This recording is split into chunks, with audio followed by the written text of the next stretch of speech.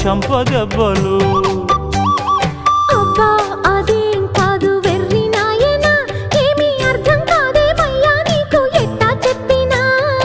ఇచ్చేదేదో ఇస్తే సంతోషించనా, ఉత్తి మాటలతోనే ఊరిస్తుంటే ఊరుకుందున్నా. అంత బాహాటంగా అడిగేస్తావేం బండరామయ్య, ఇదేం కాయ పండ నువ్వే చెప్పయ్యా. నాకేం తెలుసండే, ఇవ్వాలి ఇవ్వాలైనా మీరు ఏది అది అమ్మా